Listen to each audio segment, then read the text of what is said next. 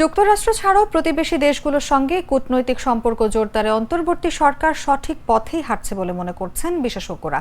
মার্কিন ও পাকিস্তানি কূটনীতিকদের সফর সহ সম্প্রতি বিভিন্ন ইস্যুতে পররাষ্ট্র মন্ত্রণালয়ের ধীরে চলনীতি অব্যাহত রাখার পরামর্শও তাদের। আন্তর্জাতিক সম্পর্ক বিশেষজ্ঞরা বলছেন, কূটনৈতিক সম্পর্ক জোরদারে ভালো কৌশল বাংলাদেশ অবলম্বন করছে। মার্কিন যুক্তরাষ্ট্র যা বলছে সে অনুযায়ী পদক্ষেপ নেওয়ার ক্ষেত্রে বাংলাদেশ সময় নিয়েছে। দেশটির সরকারের কাছে বাংলাদেশ যখন একটা প্রস্তাব রাখছে, সেটা দেখা যাচ্ছে তাৎক্ষণিকভাবে নাকচ করে দেওয়া হয়নি।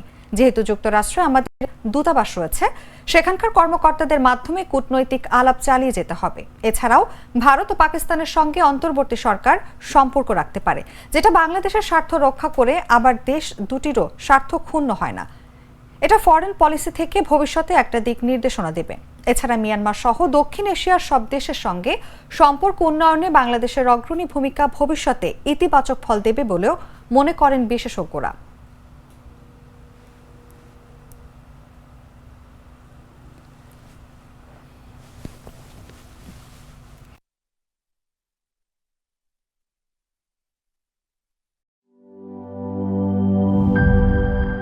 বান্ডেল থাকলে প্রতি সেনমানিতে টাকা বাঁচবে।